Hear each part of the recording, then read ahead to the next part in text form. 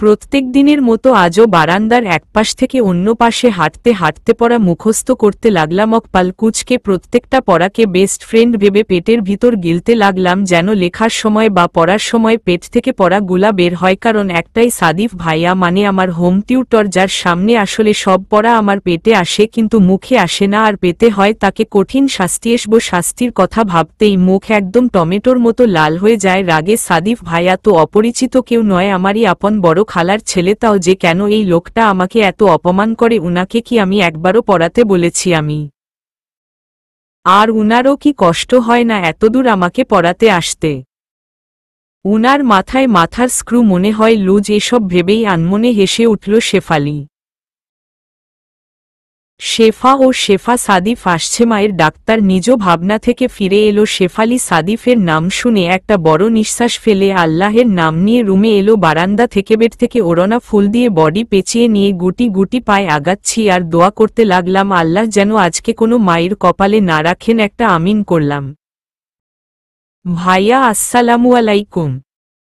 শেফালির আওয়াজে মাথা তুলে তাকালো সাদিফ। গ্রিন কালার চোখগুলো দেখলেই আমার মনটা একদম অশান্ত হয়ে উঠে। কিন্তু কেন তা জানি না। অসভ্যের মতো না তাকিয়ে থেকে বসো। সাদিফ ভাইয়ার কথা শুনে যে একটু ভালো লাগাটা আসছিল মনে, তার নিমিষেই ফুস হয়ে গেল। মনে মনে 100টা গালি দিয়ে বসে পড়লাম টেবিলে। ম্যাথ বই যেইমাত্র ওপেন করলাম, সাদিফ ভাইয়ার কথা শুনে আমার মাথা চক্কর দিয়ে উঠল। বারান্দায় ওড়না ছাড়া দাঁড়িয়ে কাকে ফিগার দেখাচ্ছিলি? ছি ছি, কি লজ্জার কথা! উনার মুখে কি একটুও লজ্জা শরম নেই? কিছু না বলে মাথা নিচু করে রাখলাম। না বলাই ভালো। এই মানুষটার সাথে কথা কি সমস্যা তোর? বেয়াদব কথা বলিস না কেন? তুই যে সুন্দর ফর্সা, তোর রূপ অনেক, এসব মহল্লার সবাইকে দেখাইতে তোর খুব ভালো লাগে তাই না? উনার কথা শুনে আর চুপ থাকতে পারলাম না, একটা জবাব দিয়েই দিল। আমার বারান্দা আমার বাড়ি, আমি কি করব না করব আপনার কি? আর আপনার এত কাজ থাকতে, এত বড় বিজনেস থাকতে আপনি আমাকে কেন পড়ান? পড়াতে আসেন ভালো কথা, এসব কথা বলার আপনি কে? গালটা প্রচণ্ড জ্বলছে। কথাগুলা বলে দম নিতে পারলাম না। সাদিফ ভাইয়ের হাতের থাপ্পড়টা আমার হজম করতে হইল। রাগে দুঃখে গালের ব্যথায় চুপচাপ চোখের পানি ফেলতে লাগলাম আর মনে মনে উনাকে অভিশাপ দিল, উনার বউ যেন উনাকে কামড়ে মাংস তুলে ফেলেন। ন্যাকামি বাদ দিয়ে ম্যাথ সব করবি তুই আজকে? তুই এত অসভ্য? আমার মুখে উত্তর দিচ্ছি, সসময় আসুক সব উত্তর আমি দিব। এখন ম্যাথ কর না পারলে আজকে বুঝবি মজা। কি আর করব মাও সব কাহিনী দেখল, দরজায় দাঁড়িয়ে কিছু বলল না। কি আর বলবে? উনার গুণধর বোনের ছেলে, তার রাগ উঠলে সে তার বাপকেও মানে না। কোনো মতে ম্যাথের প্রবলেমটা শেষ করলাম। যাক, মায়ের খেলাম না, যদিও 3টা ভুল ছিল। তাও কেন মারলেন না জানি না আমি। হঠাৎ আমার গালে হাত দিয়ে বলতে লাগলেন, উল্টা পাল্টা কথা বলবি তো মায়ের খাবি। তুই জানিস না মুখে মুখে তর্ক আমি অপছন্দ করি কেন জানি। আবারও কান্না আসলো হয়তো উনার সফটলি ব্যবহার, তাই আমি এতক্ষণ চাচ্ছিলাম যাক উনার হাতটা সরিয়ে দিব। ভাবার আগেই উনি হাত সরিয়ে নিয়ে গালে বরফ লাগাতে বললেন। আমি হ্যাঁ না কিছুই বললাম না। টেবিলে হাত দিয়ে জোরে বাড়ি দিল উনি আর আমি কেঁপে উঠলাম। দ্রুত মাথা নাড়ালাম, যার অর্থ আমি লাগাবো। চোখ তুলে তাকালাম উনার দিকে। ঠোঁটের কোণে বাঁকা হাসি আমার দিকে তাকিয়ে আছেন। বুকের মধ্যে কেমন জানি ধুক ধুক করে উঠল। হঠাৎ আমার গাল টেনে বললেন, হুয়াই সো কিউট। উনার এই ব্যবহারে আমি উনার দিকে অবাক চোখে তাকিয়ে থাকলাম আর মনে মনে ভাবতে লাগলাম, এই মানুষটার এত রূপ কেমনে? হাও বরফ ঘষছি গালে আর আয়নায় ডাক্তার গালটা দেখতে লাগলাম। 3টা লাল দাগ স্পষ্ট, কেমন লম্বা লম্বা আঙ্গুল রে বাবা! যেমন লম্বা সাদিফ ভাই তেমন লম্বা তার আঙ্গুলগুলো। এক রাশ বিরক্তি নিয়ে এসব বরফ লাগানো অফ করে দিয়ে বিছানায় শটান হয়ে শুয়ে পড়লাম। ফোন হাতে নিয়ে ফেসবুকে লগ ইন করলাম। উদ্দেশ্য কিছু সুন্দর গল্প পড়া। যেই একটা ভালো গল্প পেয়ে পড়া শুরু করলাম, এমন সময় মেসেঞ্জারে টুং করে মেসেজ আসলো, এই পুচকি মেয়ে পড়া না পড়ে এখন এফবিতে কি করিস? ছেলেদের সাথে লাইন মারার টাইম না এখন, প্রায় সব কমপ্লিট করে রাখ, নাইলে কালকে বাম গালটাতে 5 আঙ্গুলেরই চাপ বসে যাবে। বাই দাও, এ গালে বরফ লাগিয়েছিস? মেসেজ পড়ে আমি শোয়া থেকে বসে গেলাম। সাদিফ ভাইয়ার মেসেজ। হায় আল্লাহ, কি ভাষার শ্রী! আমি কখন আবার ছেলের সাথে কথা বললাম? আর লাইন মারার বা কিকত ছেলে, আগে পিছে ঘুরে কখনো তো চোখ তুলে তাকালামও না। আর এই লোকটা কিনা! ওহ বাবা! আবার বরফ লাগলাম নাকি জিজ্ঞেসও করল। হাহ, কত দরদ! মারার সময় দরদ কই ছিল? না, এই বিষয়ে আর ভাবা যাবে না, জঘন্য লোক। রিপ্লাই এ একটা সেন্টি ইমোজি দিয়ে ফেসবুক থেকে লগ আউট করেই পড়া শুরু করে দিল। পড়তে পড়তে কখন 10টা বেজে গেল হুঁশ ছিল না। যাক, অনেকক্ষণ পড়লাম। রুম থেকে বের হয়ে দাদির কাছে গেলাম। এই 3 ঘন্টা রুম থেকে বেরই হলাম না। মাও ভাবল পড়ছি, তাই কেউ ডিস্টার্ব করতে আসেওনি।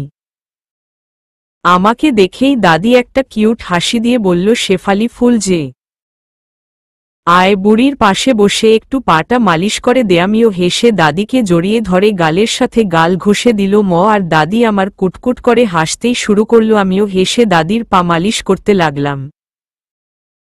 দাদি তার আর দাদার প্রেমের কাহিনী বলা শুরু করল। এই আর নতুন কিতবে, যতবারই শুনি ততবারই মনে হয় কি প্রেম ছিল তাদের দুজনের। দাদার অভ্যাসগুলা কেন জানি মনে হয় সাদিফ ভাইয়ার সাথে হুবহু মিলে যায়, কারণ দুইজনের অভ্যাসই এই রাগে বোম আর এই একদম ভালো মানুষ।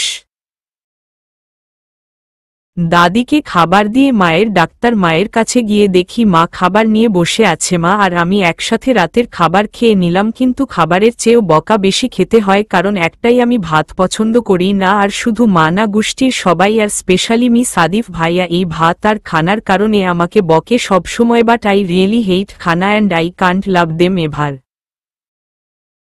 এই বকাগুলা শুনলে বাবা আর ভাইয়ার কথা অনেক মনে পড়ে। বাবাই ছিলেন যে আমাকে অনেক ভালোবাসত। 2 বছর আগে বাবা আমাকে ছেড়ে না ফেরার দেশে চলে গিয়েছিলেন। বাবার কথা ভাবতেই চোখে পানি চলে আসলো, কারণ ভিতরটা যে ভীষণ পুড়ে যায়। আর ভাইয়া সে আপাতত স্পেনে। বাবা মারা যাওয়ার পর পরিবারের হাল ধরে ভাইয়া আর বড় খালুই তাদের স্পেনের বিজনেস দেখাশোনা করার জন্যে ভাইয়াকে পাঠিয়ে দেয় স্পেনে, আর আমাদের সংসারটাকে রক্ষা করতে সাহায্য করেন। সকালে কলেজ যেতে হবে, তাই মাকে কাজে সাহায্য করে মায়ের সাথেই শুয়ে পড়লাম। বাবা মারা যাওয়ার পর থেকে মায়ের সাথেই থাকি। এখনো এই অভ্যাস বদলায়নি আর না কখনো বদলাবে। আধা ঘন্টা ধরে শুয়ে আছি, ঘুমের ঘও আসছে না, ফেসবুকেও লগ ইন করতে মন চাচ্ছে না এই সাদিফ ভাইয়া নামক আতঙ্কের জন্যে। উনার নাম মনে আসতেই পুরানো স্মৃতি মনে চলে আসলো। 3 বছর আগের কথা। আমি সবে মাত্র ক্লাস 9-এ ডে শিফট হওয়ায় স্কুল থেকে আসতে আসতে প্রায় বিকাল হতো। আর স্কুল থেকে এসেই ফরজ কাজ ছিল আমার গোসল করা। কাঁধ থেকে ব্যাগ রেখে স্কুল ড্রেস চেঞ্জ করে গোসল করতে চলে গেলাম। হঠাৎ ভাইয়া আর মায়ের চিৎকার শুনে আমি কোনোমতে গোসল সেরে কাপড় পরে রুম থেকে বের হয়ে অবাকভাবে তাকিয়ে থাকলাম। একটা ছেলে, লম্বায় 6 ফুট তো হবেই, উনি আমার বড় ভাই মানে রাফসান ভাইয়ের কলার ধরে অনবরত থাপ্পড় দিতেই থাকলো। মা ওই লম্বুর হাত ধরে টানছিলেন, আর ভাই, সে তো ছাড়, সাদিফের বাচ্চা ছাড় বলেই চিল্লাচ্ছিল। ছোট মানুষ, আমি কিছুই বুঝতে পারছিলাম না তখন। মাথাটা পুরাই ব্ল্যাঙ্ক হয়ে যাচ্ছিল কি যেন ভেবে। আমি এক দৌড়ে ওই লম্বুর পা ধরে বসে কাঁদতে কাঁদতে বলতে লাগলাম, প্লিজ লম্বু ভাই ছেড়ে দেন ভাইয়া কে। ঘটনার আকস্মিকতায় তৎক্ষণাৎ লম্বু ভাই ভাইয়ার কলার ছেড়ে দিয়ে আমার 2 বাহু ধরে উঠে দাঁড় করালেন। কান্না করার ফলে আমার মুখ তখন লাল টমেটো আর ভেজা চুল সব মুখের উপরে। উনি আস্তে করে মুখের উপরের চুলগুলো সরিয়ে দিল আর নিচের ঠোঁট চেপে হাসি দিল। নচুল সরানোর পর আমি মাথা বেশ উঁচু করে উপরে লম্বু ভাইটাকে দেখলাম। উফ, কি সুন্দর সেই হাসি! আর এইদিকে আমাকে এভাবে কান্না করতে দেখে মা আর ভাইয়া উনার কাছ থেকে আমাকে নিয়ে জড়িয়ে ধরে বিকটভাবে হাসতে লাগলেন। আমি এই ঘটনার আগা মাথা কিছুই বুঝতে পারছিলাম না। মা হেসে হেসে বলতে লাগলেন, আরে শেফা ফুল, এইটা তোর বড় খালার ছেলে, তোর সাদিফ ভাই। আর রাফসানকে মারার কারণ হলো আজকেই ছেলেটা স্পেন থেকে আসলো আর তোর গুণধর ভাই তাকে রিসিভ করতেই গেল না, তাই সাদিফ অনেক রেগে আছে। এতক্ষণে আমি বাস্তবে ফিরে আসলাম আর চোখে উনাকে দেখতে লাগলাম। উজ্জ্বল শ্যামলা গায়ে ব্ল্যাক কালার শার্টটা খুবই মারাত্মক লাগছিল, আর উনার চুল দাড়ি সব কি সুন্দর সেটিং করা, যেন এই দাড়ি আর চুলের কাটিংটা তার জন্যেই করা। কি রে রাফসান, ছোট খালা, এটা কি আমাদের পুচকি শিফু নাকি? সাদিফ ভাইয়ার কথা শুনে আমি অবাক। উনি আমাকে চিনে? আবার মনে মনে ভাবলাম চিনবে না কেন, উনি আমাকে সেই ছোট থেকেই চিনে। মায়ের মুখ থেকে সম্পূর্ণ ঘটনা শুনে বুঝলাম আমি ছোট থাকতেই উনি স্পেনে পাড়ি জমান উনার বাবার সাথে, আর ছোট থেকে ওইখানেই বড় হলেন। এখন গ্রাজুয়েশন শেষ করে ফিরলেন উনি স্পেনে পাড়ি জমানোর সময়। আমার বুদ্ধিও হয়নি, কারণ বুদ্ধি হলে নিশ্চয়ই উনাকে আমি মনে রাখতাম। সেদিন উনি আমাকে যতক্ষণ দেখছিলেন ততক্ষণ পুচকি টমেটো বলে খেপাচ্ছিলেন আর হো হো হাসছিলেন লজ্জায়। আমি তখন কিছুই ভাবতে পারছিলাম না, নিচের দিকে তাকিয়ে বসেছিলাম। সেই দিনই মনে হয় আমার সাথে উনার একমাত্র ভালো ব্যবহারের দিন ছিল, কারণ এর পর থেকেই উনার তুই তোকারি আর আমাকে ইনসাল্ট করা উনার রুটিনে যুক্ত করে নিলেন। অতীতের ভাবনার জগৎ থেকে বের হয়ে নিজের করা বোকামির কথা ভেবে নিজেই হেসে লজ্জায় লালমায়ের বুকে মুখ লুকিয়ে দিল। মাও আমাকে শক্ত করে জড়িয়ে ধরলেন। ওই দিনের দিনটা আমার জীবনের অনেক লজ্জাময় একটা দিন ছিল। এসব ভাবতে ভাবতেই মাকে জড়িয়ে ধরে একটা প্রশান্তির ঘুম দেওয়ার প্রস্তুতি নিচ্ছিলাম আর ভাবছি, আমার মতো বোকাও হয় নাকি? ফজরের আজানের মধুর ধ্বনিতে ঘুম ভেঙে গেল। এটা আমার প্রত্যেক দিনকার রুটিন। নিজেকে অনেক লাকি মনে হয় যে ফজরের নামাজটা মিস যায় না। অজু করে মায়ের পাশেই বসে পড়লাম নামাজে। নামাজ শেষ করে দাদির কাছে গেলাম, কিন্তু দাদি নামাজ শেষে ঘুম। একবার চিন্তা করলাম ছাদ থেকে ঘুরে আসি, কিন্তু একা যাওয়ার সাহস আমার নেই বাপু। ঘড়িতে মাত্র 6:30, তাই ভাবলাম ঘুমে পড়াটাই ভালো, কারণ কলেজ আমার 10টা থেকে 9টায় উঠলেই হবে। ফ্রেশ হতে 10 মিনিট, রেডি হতে 10 মিনিট, আরও বাকি 40 মিনিটের অনেক আগেই সাদিফ ভাইয়ার স্কিলফুল ড্রাইভিং আমাকে কলেজে পৌঁছায় দিতে সক্ষম হবে, এটা আমার বিশ্বাস। যাক, হিসাব নিকাশ শেষ, এবার ঘুমানোর পালা। ঘুম মানেই সুখ আর সুখ। আহা, শেফা ফুল উঠে যা না। দেখ, সাদিফ এসে বসে আছে। ছেলেটা আর কতক্ষণ ওয়েট করবে বলতো মা? উঠো উঠো। সাদিফ ভাইয়ার নাম শুনে এক লাফে উঠে বসলাম। সকালটাই এই হিটলারের নামটা শুনতে হইল। আল্লাহ জানেন আজ কপালে কি আছে। উফ মা, তোমার এই বোনের ছেলের কি আর কোনো কাজ নেই? প্রত্যেকটা দিন কেমনে পারে আমাকে আনা নেওয়া করতে। তার উপর উনার এত বড় বিজনেসের চাপ। উত্তরে মা কিছুই বললেন না, মুচকি হেসে চলে গেলেন। মা আমাকে ইগনোর করল। ঘড়িতে দেখলাম মাত্র 8:30, তার মানে এই সাদিফ ভাইয়া এখানেই নাস্তা করবেন। বড়লোক মানুষ সাদিফ ভাইয়া, তার বাসায় কি নাস্তা নেই? যাক, আমার কি, উনার যেখানে মন চায় সেখানে খাক। ফ্রেশ হয়ে রেডি হলাম। ঘড়িতে 9:27। ইচ্ছা করেই লেট করা, নাইলে সাদিফ ভাইয়া আমাকে নাস্তার টেবিলে ইনসাল্ট করবেন আর পরোটা গিলাবেন। এরপর ব্যাগটা নিয়ে আস্তে ধীরে বের হয়ে ডাক্তার নিং এর দিকে আগাতে লাগলাম কচ্ছপের গতিতে। সাদিফ ভাইয়া গাড়ি চালাচ্ছে আর আমি উনার পাশে বসে আছি গাল ফুলিয়ে। কঠোর মনের মানুষটা আমাকে একটা সম্পূর্ণ পরোটা খাইয়ে তারপরই টেবিল থেকে উঠতে দিল। নোয়ামিও কম না। চেয়ার থেকে উঠার সময় উনার পায়ে একটা জোরে পাড়া দিল but he did not react. উল্টো উনি মাকে হেসে বললেন, ছোট খালা, আজকাল দেখি পিঁপড়াও হাতির সাথে লাগতে আসে। এই কথাটা শুনে একদম মেজাজ খারাপ হয়ে গেল। লাল টমেটো, তুই কটা প্রেম করিস রে? উনার কথা শুনে মেজাজ একদম বিগড়ে গেল। একে তো সকালের কাহিনী, আবার এখন এই আজব প্রশ্ন। আসলেই উনি একটা গন্ডাক্তার। উত্তরে বললাম, এই তো টাইম পাস দুইজনের সাথে করি, এমনি ফোনে কথা বলে 4 জনের সাথে লাইন করি, আর রিয়েল লাভটার জন্যে ওয়েটিং লিস্টে 5 জন রেখেছি। স্পিডে এই কথাগুলা বলে দম ফেলার আগেই সাদিফ ভাইয়া অনেক জোরেই ব্রেক করলেন আর আমার মুখটা শক্ত করে চেপে ধরে বললেন, এত চালাকি করার চেষ্টাও করবি না, গলা টিপে মেরে ফেলবো, একেবারে বেয়াদব। আমার মনে হচ্ছিল দাঁতগুলা সব ভেঙে যাচ্ছে। রাগে ব্যথায় চোখ দিয়ে পানি পড়তেই আছে। নির্দয় এই লোকটা। নাম গাড়ি থেকে। উনার চিল্লানিতে আত্মা কেঁপে উঠল। কোথায় আছি না আছি দেখলাম না, নেমে পড়লাম গাড়ি থেকে, নেমে দেখি কলেজেরই সামনে। আর পিছে ফিরে তাকালাম না, হেঁটে চলে যাচ্ছিলাম, কিন্তু পিছন থেকে আবির, আমার ক্লাসমেট, ও ডাক্তার দিল। আমি ওর সাথে কথা বলতে বলতে কলেজের ভিতর চলে গেলাম। আর এদিকে শেফালিকে অন্য ছেলের সাথে দেখে সাদিফের মাথায় হাই পাওয়ারে রাগ উঠে গেল। এত সাহস তোমার শেফা! আমার সামনে অন্য ছেলের সাথে কথা বলার শাস্তি তো তোমাকে পেতেই হবে। কথাগুলা নিজে নিজে বলে জেল দিয়ে সেট করা চুলগুলো ঠিক করে নিয়ে গাড়ি স্টার্ট দিয়ে অফিসে চলে গেল। সারাদিন ক্লাসে একটুও ভালো লাগলো না। শেফালিরে অপমান এই লোকটা কেন করে আমাকে। আর কলেজটা থেকে একা একা ছুটির আগে বেরো হওয়া যায় না। কিন্তু আজকে লাস্ট ক্লাসটা হবে না ভেবেই আনন্দে মন নেচে উঠল।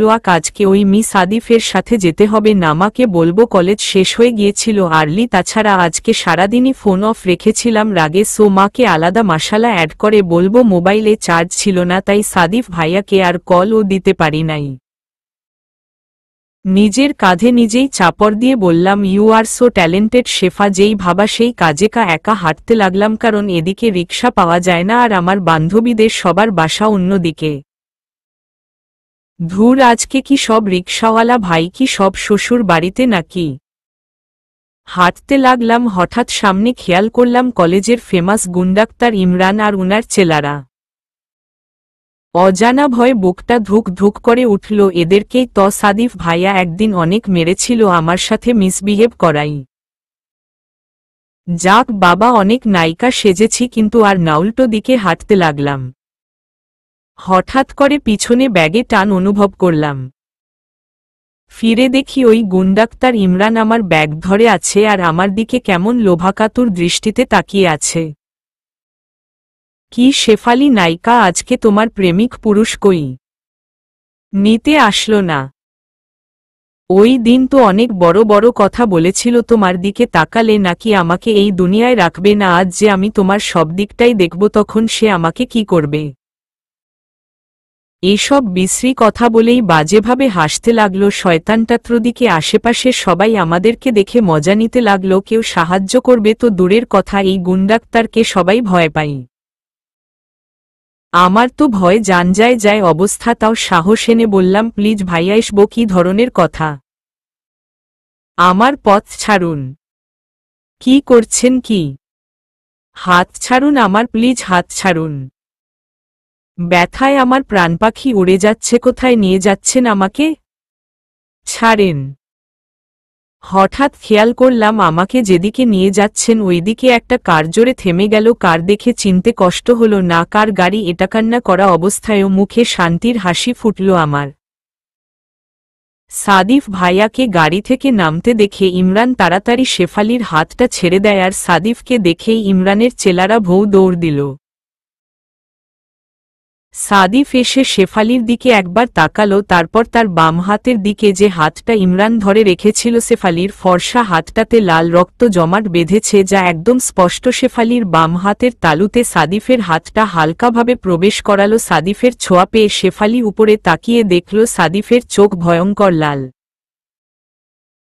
কেউ কিছু বুঝে ওঠার আগেই সাদিফ সজোরে একটা লাথি মেরে দিল ইমরানকে। লাথি একদম পেট বরাবর লাগায়। এক লাথিতেই ইমরান মাটিতে লুটিয়ে পড়ল আর শুরু হলো সাদিফের মায়ের। শেফালির হাত ধরে রেখে অনবরত লাথি দিচ্ছে ইমরানকে আর বলতে লাগল, তোকে আমি সাবধান করিনি? বল। শেফার দিকে আর কখনো চোখ তুলে তাকাতে মানা করিনি, বলল। সাদিফের চিৎকারে শেফালি সাদিফের হাত জড়িয়ে ধরল দ্রুত, আর সাদিফের বাহুতেই মুখ লুকিয়ে কান্না করতে করতে বলল, প্লিজ ছেড়ে দিন উনাকে, উনার মুখ দিয়ে রক্ত বের হচ্ছে। শেফালির এমন অবস্থা দেখে সাদিফ ইমরানকে মায়ের দেয়া স্টপ করে ইমরানকে চিল্লিয়ে বলল, লাস্ট দিন, আজকেই শেষ দিন, তোকে ছেড়ে দিল ম। আজকে যদি না থামাতো আমাকে এই মেয়েটা, তাহলে আজকেই তোর লাস্ট দিন ছিল এই দুনিয়ায়। এরপর আমার হাত ধরে গাড়িতে বসিয়ে গাড়ি স্টার্ট দিল সাদিফ ভাইয়া। বেশি চালাক তুই? আজকে যদি এই জানো বা তোকে কিছু করতো, ভাবতে পারছিস আমার কি হতো? আর কোনো দিন যদি এমন পাকনামি করিস তাহলে তোকেই আমি দুনিয়া থেকে আউট করে দিব। ভাগ্যিস আজকে খালা ফোন করছিল আগে তোর ফোন অফ থাকায়। আর তাই আমি আর্লি রওনা দিল মোয়েসে। দেখি এই কাহিনী ইচ্ছা করেই এমন করেছিলি তাই না?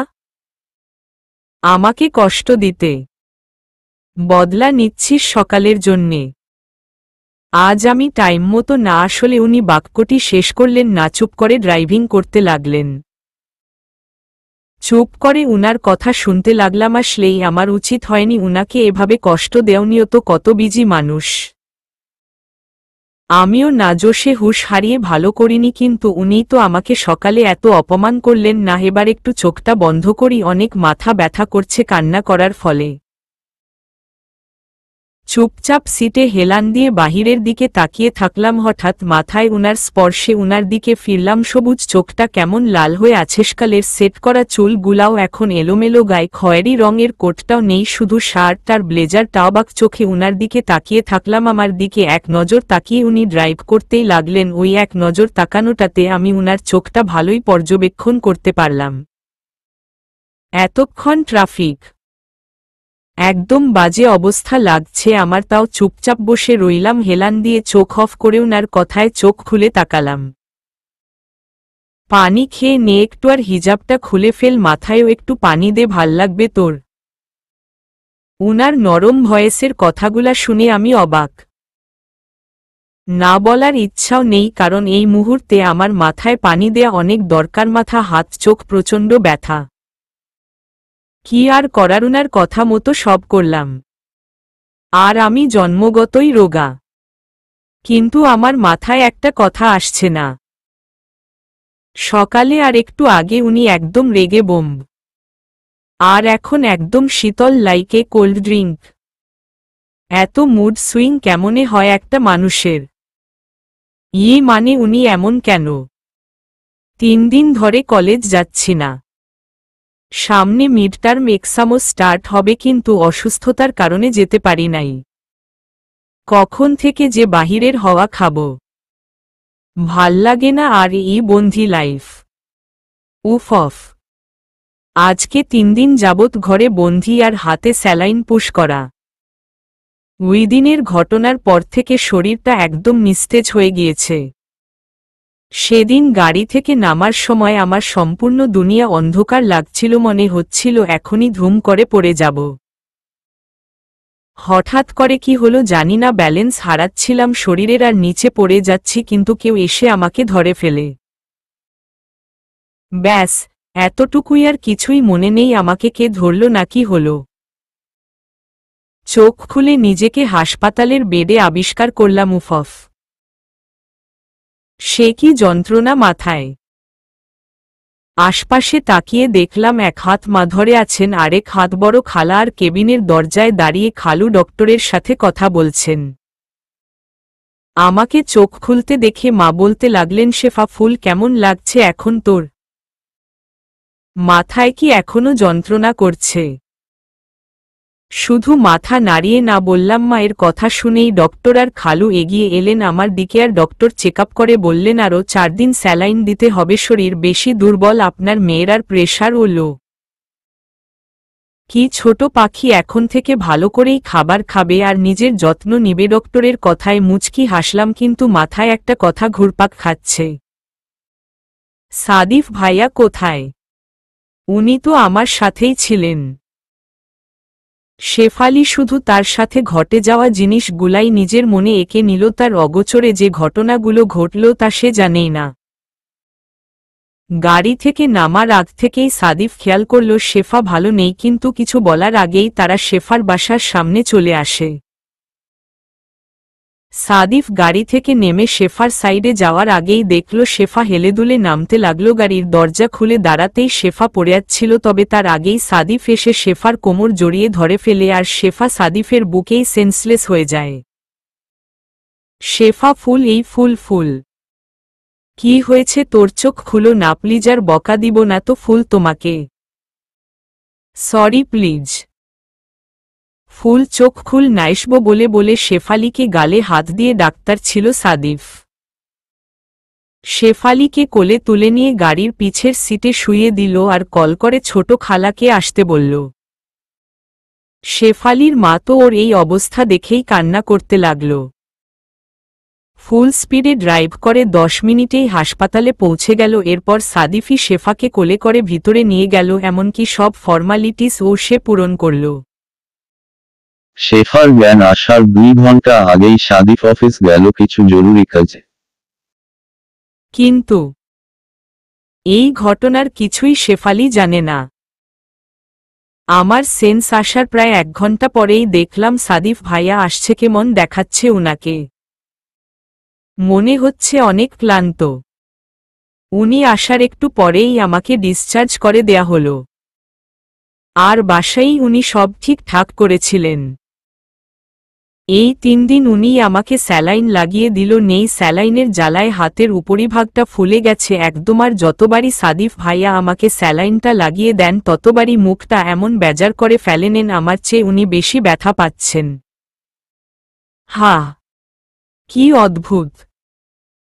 আমার জন্যে এত দরদ নাকি উনাকে না পারতে আমার সেবা করতে হচ্ছে তাই? হু, আল্লাহ জানেন। আজকে খালা আর খালু আসলেন আমাকে দেখতে, অনেক লেকচার দিল। ভালো করে খেতে হবে, ওষুধ খেতে হবে। আর খালু তো মাশাল্লাহ জ্ঞান দিতে এক্সপার্ট। উনাদের কথা শুনে শুধু মাথা নাড়ালাম। আজকে আর সাদিফ ভাইয়ার দেখা মিলল না খালু এখানে, তাই হয়তো উনি একসাথে 2টা অফিস সামলাচ্ছেন। হাই পাওয়ারের ওষুধগুলো খেলে আর মাথা ঠিক থাকে না, ঘুম আসে বেশি। মা আমাকে ভাত ওষুধ খাইয়ে চলে গেলেন, কারণ খালু খালা আজ রাতে আমাদের বাসায়ই খাবেন। যাক, এত কিছু না ভেবে চোখ অফ করে রাখলাম। মা দাদিকে আমার রুমে পাঠালেন, কারণ আমি তো ভিতর ডিম। দাদি মাথায় হাত বুলিয়ে দিয়ে বলতে লাগলেন, শেফা ফুল ঘুমিয়ে যা। একটা আরামের ঘুম দিল। মশকালে ঘুম ভাঙল মায়ের কথা শুনে। এই সকালবেলা মা কার সাথে কথা বলছে একটু ভালো করে কান পেতে শুনলাম। সাদিফ ভাইয়া, এই সকালবেলা? আমি তো কলেজও যাব না আজকে। যাক, কিছু করার নেই। আমার কেন আসছেন এখন তা উনারা খালা আর বোনের ছেলে জানেন। আবার চাদর গায়ে দিয়ে শুয়ে পড়লাম, আবার চোখ লেগে এসেছিল। হঠাৎ চোখ খুলে দেখি সাদিফ ভাইয়া আমার রুমের সোফায় পা তুলে বসে মোবাইল টিপছেন। ঘুমের কারণে উনাকে ঝাপসা দেখছি। আসলেই কি উনি নাকি স্বপ্ন দেখছি? উনার কথায় শুনে বুঝলাম না উনি সত্যিই বসে আছেন। কিরে শেফা, রাতে কি তুই কোনো ফ্যাশন শো করতে যাস? এইভাবে হাতাকাটা ড্রেস পরে ওড়না ছাড়া ঘুমাচ্ছিস? আমার যে আর কতবার তোকে ওড়নার জন্যে আরো কত কথা বলতে হবে আল্লাহ মালুম। তোর মতো অসভ্য আমি আর দেখিনি। বডিটা তো ভালো করে ঢেকে ঘুমাবি, কখন কার নজর কোথায় পড়ে কে জানে। এসব বলেই সাদিফ ভাইয়া শব্দ করে হাসতে লাগলেন। উনার কথা শুনে আমি চিৎপটাং। ঘুমানোর সময় কেউ ওড়না দেই নাকি একেবারে কামিজ পরে মাথায় ঘোমটা দিয়ে ঘুমায়? কেন রে ভাই, আপনি কি মেয়ে যে এত কিছুই জানেন? আর ঘুমানোর সময় ওড়না দেয়া কি ফরজ? আমি তো আর কোনো লোককে দেখতে যাচ্ছি না। হাত কাটা ড্রেসটা, মাথা মোটা লোক একটা। কিন্তু আফসোস, আমি কথাগুলা মনে মনে বললাম। না হয় কে জানে কখন আবার মেরে দেয়, আর না হয় একটা বাজে কথা বলে ফেলে। চুপ করে গায়ের চাদরটা টেনে নিলাম। কি চাদর তো ঠিকই আছে, ইচ্ছা করেই উনি আমাকে অপমান করলেন। কি নির্লজ্জ! একটুও তাকায়নি। আমি তার দিকে কেন তাকাব? কত সুন্দর সুন্দর কথা বললেন উনি আমাকে, সেই খুশিতে নাকি? হা, আমার বই গেছে। বারান্দা থেকে মা বলে উঠলেন, সাদিফ একটু অপেক্ষা কর বাবা, আমি এখনই তোকে নাস্তা দিচ্ছি। আর বড় আপাকে বলিস আমি কালকে উনাকে দেখতে যাব। আচ্ছা, না হয় আমি ফোন করে কথা বলে নিব। সমস্যা নেই ছোট খালা, তুমি কাজ শেষ করে নাও আর মাকে বলে দিব আমি। মা বারান্দায়। উনার কি আক্কেল নেই? এই লাগামহীন কথা মা শুনলে কি হতো? আর বড় খালারই বা কি হলো? মা, বড় খালার কি হলো? কাল রাতে এইখান থেকে গিয়ে নাকি তোর খালার সুগার ফল হলো। তাই তো আজ ছেলেটা সকাল সকাল এখানে আসছে। আর সারাদিনই নাকি আজকে বাইরেই থাকবে, রাতে জানিয়ে ভালো করেছিলি রে সাদিফ। সব রান্না শেষ, তোকে প্যাক করে দিচ্ছি আমি, টাইমলি খেয়ে নিবি এখন, আয় নাস্তা করে নেয়ার। শেফা, উঠো তো মা। মা চলে যাচ্ছে আর সাদিফ ভাইয়া উঠে আমার ড্রেসিং টেবিলের আয়নায় নিজেকে দেখতে লাগল। মার কথা শুনে উনার দিকে একটু তাকালাম, কিন্তু চোখ আটকে গেল। উনার গেট আপ একদম সব ফিটফাট, চুল দাড়ি একদম সেট করা। ও মা, ছেলে তো দেখি নিউ কাট দিল চুলের। বেশ মানিয়েছে ব্ল্যাক স্যুটে, বেশ হ্যান্ডসাম লাগছে। আর তার চোখগুলো, ওহ মাই আল্লাহ, কয়জন মেয়ে আজ উনার প্রেমে পড়বে আল্লাহই জানেন। এভাবে দেখিস না, আমাকে নজর লাগবে। আর শুন, ভুলেও ওড়না ছাড়া বারান্দায় যাবি না, ইনফ্যাক্ট ওড়না জড়ানো ছাড়া কোথাও যাবি না। ননসেন্স। এসব বলে সাদিফ ভাই চলে গেলেন। এ বাবা, কত ঢং! পরব না আমি ওড়না? হা, আসছে জ্ঞান দিতে। ওড়না ছাড়া আমি কোনোদিন ঘর থেকেও বের হইনি। কাবিল। মুখ ভেঙচিয়ে বসে থাকলাম মা আসার অপেক্ষায়। নাস্তা করে মেডিসিন নিয়ে বসে আছি বিছানায়, দাদি আর মা আছে পাশে। মা বড় খালাকে কল দিয়ে বললেন কাল যাবেন, কিন্তু খালাই মানা করে দিল ন, কারণ আমি অসুস্থ তাই। বড় খালা আমাকে উনার যমজ মেয়ে ইতি আপু আর জুমান আপুর মতোই ভালোবাসেন। আপুরা আজ আমাকে দেখতে আসবেন বলেছেন। দুজন অনেক ট্যালেন্টেড, ইনফ্যাক্ট ওরা 3 ভাইবোনই ট্যালেন্টে ভরপুর। এক্সাম থাকায় এতদিন আসতে পারেনি আমাদের বাসায়, না হয় ওরা প্রায় আসে। সারাদিন বসেছিলাম তাদের অপেক্ষায়। কালকে নাকি অ্যাসাইনমেন্ট জমা দিতে হবে, তাই তারা সকালেই তা কমপ্লিট করে এরপর আসবে। অপেক্ষা করতে করতে ঘুমে কাত আমি। বিকালে গাড়ির হর্নের আওয়াজে ঘুম ভেঙে গেল। 3-4 মিনিট পরেই দেখলাম আপুরা হাসিমুখে রুমে আসলো আর আমাকে জড়িয়ে ধরে হালচাল জিজ্ঞেস করতে লাগল। শেফা বেবি, কেমন আছিস এখন তুই? ইস, শুকিয়ে গিয়েছিস। সমস্যা নেই, সাদিফ ভাইয়াকে বলবো তোকে বেশি বেশি খাওয়াতে, বলেই হাসতে লাগল। আমি বিনিময়ে একটু হাসলাম, ওদের সাথে বক বক করতেই লাগলাম। মা এসে খাবার এখানেই দিয়ে গেলেন। কথার মাঝে জুমান আপু বলে উঠল, আর কখনো ওই রকম কারবারি কাজ করতে যাবি না, Imran is so dangerous. Sadif ভাইয়া আমাদের সব বলেছে। এসবো কাহিনী বলার সময়ও ওর রাগে সোফাতেই লাথি মেরে দিল। সেদিন নাকি তুই না ধরলে ও ইমরানকে মেরাই ফেলত। আমি এগুলা শুনে বরফের মতো জমে গেলাম। আমার উপর রাগের জন্যে সোফাটা ব্যথা পেল। ইসস, অনেক আড্ডাক্তার দিল আমরা বোনরা মিলে। একসাথেই খেলাম আমরা সবাই। 10:30টার দিকে ইতি আর জুমান আপু আমার থেকে বিদায় নিয়ে গাড়িতে করে চলে গেলেন একাই, কারণ ওদের নাকি সকালে আর্লি ক্লাস আছে। এরপর মা এসে ওষুধ খাইয়ে দিল। মেডিসিনের ডোজে চোখ বুজে আসছে, কিন্তু তাও শুনলাম সাদিফ ভাইয়া আর মায়ের কথার আওয়াজ। খালামণি, কাল থেকেই ওকে আবার পড়তে বসতে হবে, এতদিনে অনেক পিছিয়ে গিয়েছে। আর আমি স্যালাইন খুলে দিচ্ছি, আজকেই তো শেষ ডোজ ছিল। হ্যাঁ বাবা, তা তো পিছিয়েছি। তুই যা ঠিক বুঝিস তাই কর। আর মেয়েগুলা তাড়াহুড়া করে চলে গেল। আমি একটু আপার জন্যে খাবার দিচ্ছি, ওইগুলা নিয়ে যাস। আচ্ছা। ওদের কথাগুলো শুনতে পারছিলাম, বাট চোখ খোলার শক্তি পাচ্ছি না। সাদিফ ভাইয়া আমার হাতের স্যালাইন খুলে দিচ্ছে তা বুঝতে পারলাম ঠিকই, কিন্তু হঠাৎ হাতের উপরিভাগে নরম কিছুর স্পর্শ পেলাম, তারপর কপালে। কেন জানি আমার শরীরটা কেঁপে উঠল। এই স্পর্শটা এমন যেমনটা চুমু দিল হয়, কিন্তু এই স্পর্শটা মায়ের নয়মা চুমু দিল। আমার এভাবে শরীর কেঁপে উঠে না। তাহলে কি সাদিফ ভাইয়া আমাকে চুমু দিল? ওহ নো, এটাও কি কখনো সম্ভব? সময় চোখের পলকে কিভাবে চলে যায় বোঝাই যায় না। আর এক সপ্তাহ পরেই এক্সাম শুরু। সুস্থ হওয়ার পর থেকে পড়ালেখা, কলেজ আর এক্সামের প্রিপারেশন সবকিছুই একদম হুড়স্থুলভাবে চলছে। আজকে দুপুর 12টা থেকে অ্যাডমিট দিবে, তাই কোনো ক্লাস হবে না। আজকেও সাদিফ ভাইয়া নিতে আসলো। আমি বুঝি না উনি আমার জন্যে এত কষ্ট করে কেন। এমনি অন্যদিন কলেজে যেতে হলে 9টার পরে আসেন নিতে, এরপর অফিস যান, আবার বিকালে 4টায় বাসায় দিয়ে জানাবার সন্ধ্যা 7টার দিকে পড়ায়তে আসেন। মানে উনি কি রোবট? আরে উনার তো গাড়ি আছে, বড়লোক মানুষ। যখন যেখানে ইচ্ছা গাড়িতে করে পিউ করে চলে যেতে পারেন।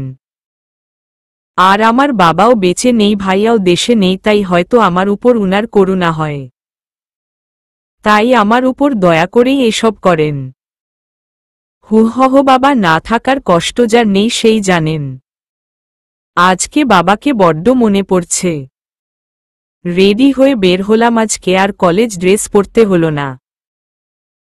একটা লং টপস পরে সুন্দর করে হিজাব বেঁধে নিলাম, ঠোঁটে একটু নুড কালার লিপস্টিক দিল আর চোখে একদম চিকন করে আইলাইনার।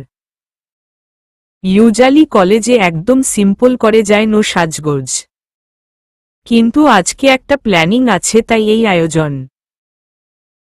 কারণ আজকে ঝুমু আমার কলেজ ফ্রেন্ড, ওর বার্থডে ট্রিট দিবে, সাথে আরও আমার অনেক ফ্রেন্ডই যাবে।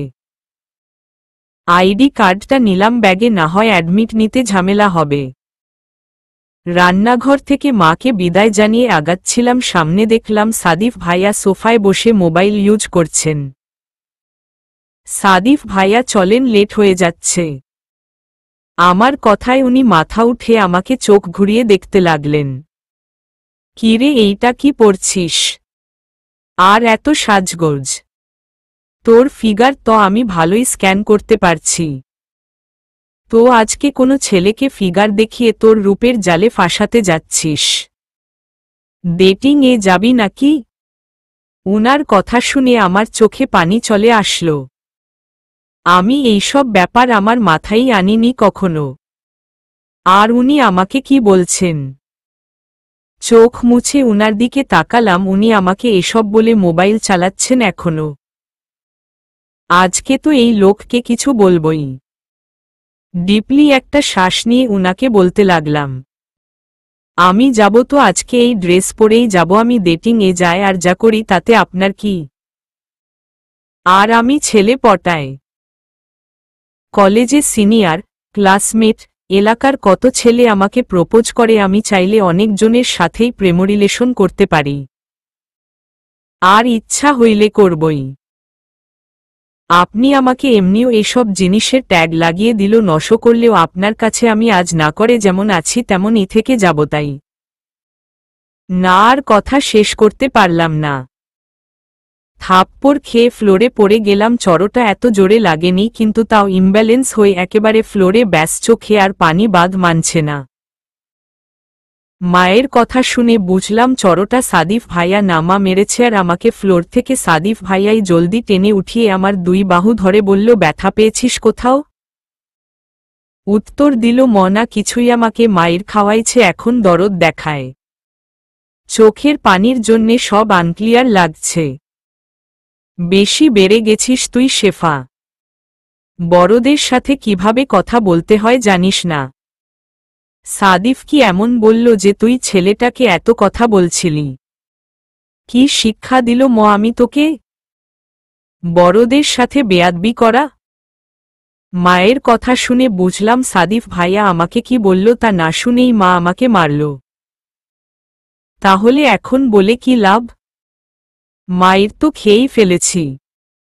চোখের পানি থামছে না আমার, কিছু না বলেই রুমে দৌড় দিল খালামণি শুধু শুধু মারলে ওকে?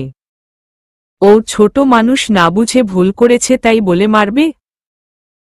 সাদিফ ভাইয়ার কথা শুনে গা জ্বলে গেল। নিজের দোষ আবার আমার নামে সাফাই গাচ্ছে, কাটা ঘায়ে নুনের ছিটা। হু মা কি উত্তর দিল আর শুনিনি। রুমে এসে মুখ ধুয়ে নিলাম, একটা আবায়া বোরকা পরে হিজাব বেঁধে আবারও একটু নুড লিপস্টিকটা লাগলাম, কারণ ক্যাজুয়াল ড্রেসে লিপস্টিক ছাড়া আমার কেমন জানি একদম রোগা রোগা মনে হই। এই ড্রেসে দেখে উনি মনে হয় একটু শান্তি পেলেন, কিছুই বললেন না। বাঁকা চোখে তাকিয়ে দেখলাম উনি আমার দিকে কেমন কোমলভাবে তাকিয়ে আছেন।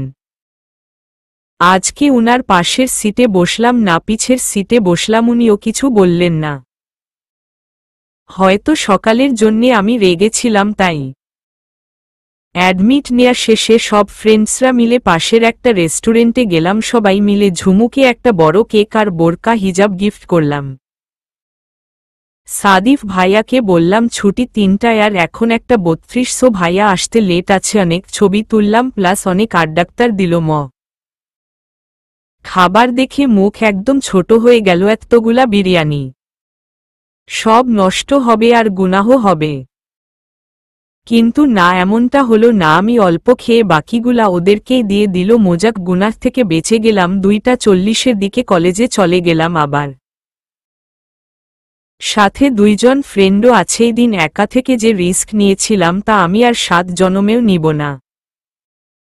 হঠাৎ দেখলাম আমাদের ক্লাসের 3টা ছেলে, জুবাইয়ের, মাহি আর রিপন, ওরা আমাদের কাছে এসেই কথা বলতেই লাগল। আমি তো ভয় শেষ। সাদিফ ভাইয়া দেখলে নিশ্চয় আমাকে আবার অপমান করবেন।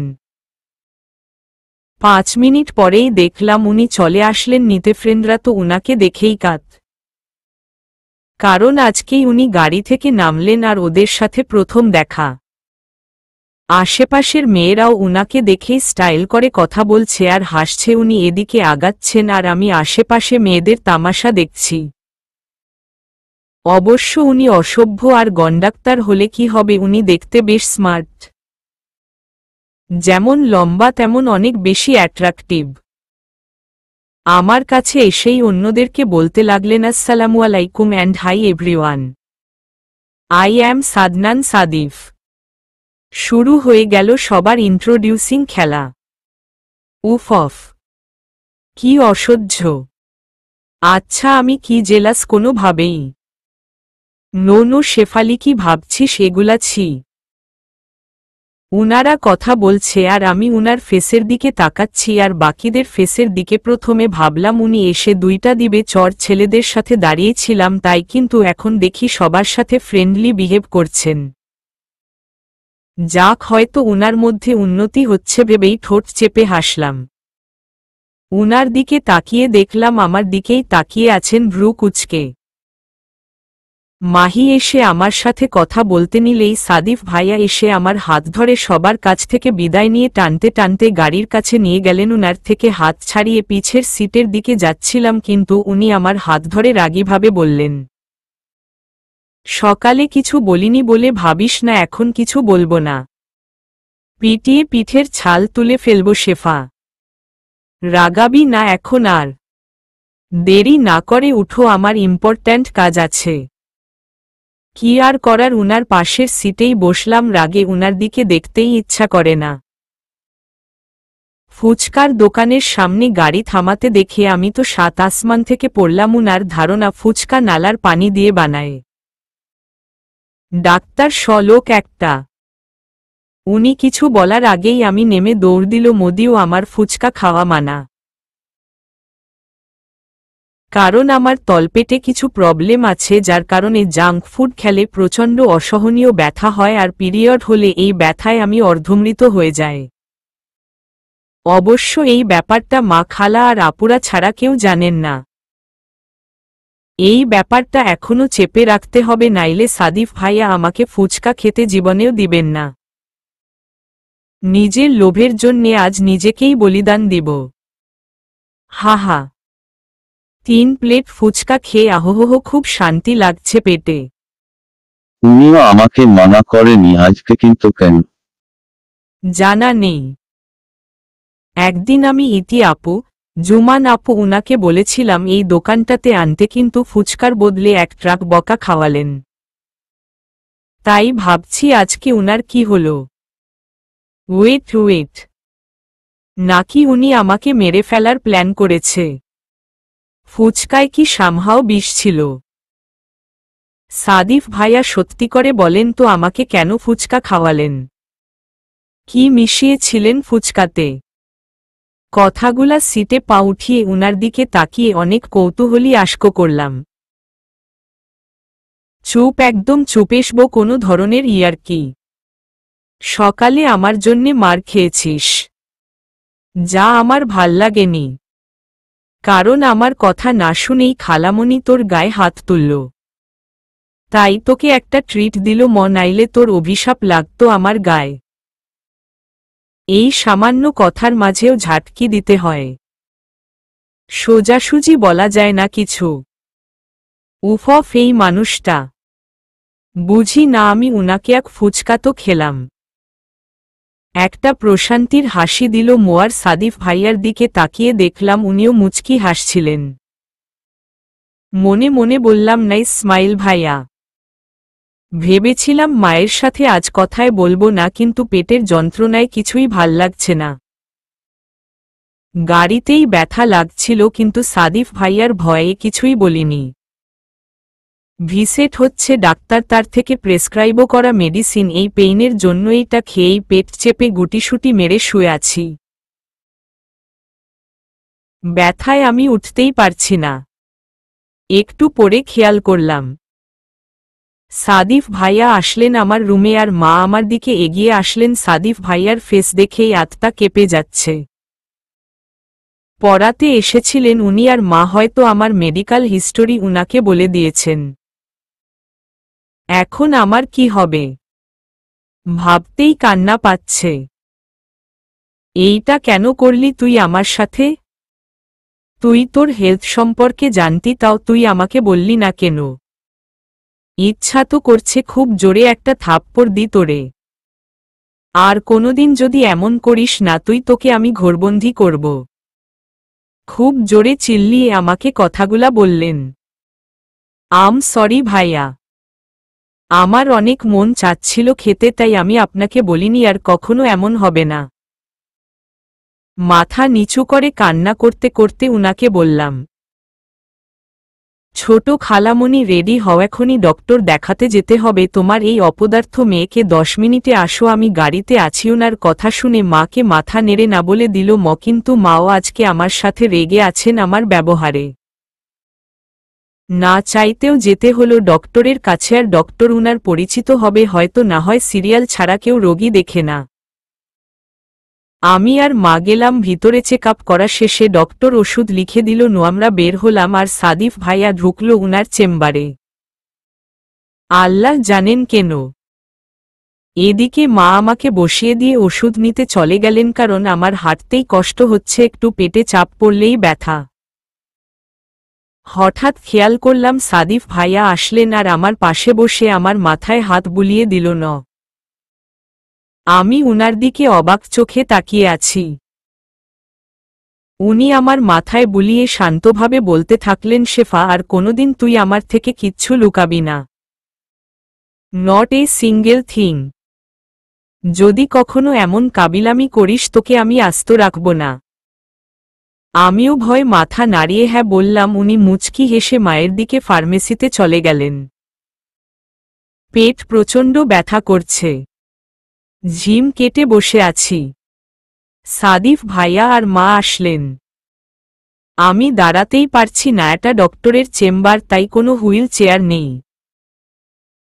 আস্তে আস্তে দাঁড়ালাম, আর ঠোঁট চেপে ব্যথাটা সহ্য করছিলাম। অনেক কষ্টে 2 কদম দিল মা আর সাদিফ ভাইয়ার সাহায্যে, কিন্তু না, পেটটা একদম খিচে আছে। একটু পরই খেয়াল করলাম আমি শূন্যে ভাসছি। মাথা ঘুরিয়ে দেখলাম আমি সাদিফ ভাইয়ার কোলে। উনি আমাকে কোলে নিলেন। কি সুন্দর করে আমাকে কোলে নিয়ে হেঁটেই যাচ্ছেন গাড়ির দিকে। মনে হচ্ছে আমি উনার কাছে তুলোর বস্তা। মাও সমান অবাক। আমি ভেবে পাচ্ছি না আমি সাদিফ ভাইয়ার কোলে। এটা কি বাস্তব নাকি আমার স্বপ্ন? পরীক্ষা করে দেখার জন্যে একটা চিমটি কাটলাম নিজের হাতে। উফ, কি ব্যথা! তবে উনার স্পর্শে আমার এত ভাল লাগছে কেন তা আমি বুঝতে পারছি না। সত্যি সত্যিই আমি সাদিফ ভাইয়ার কোলে। এই দিনটাও কি আমার জীবনে আসার কথা ছিল? চলবে।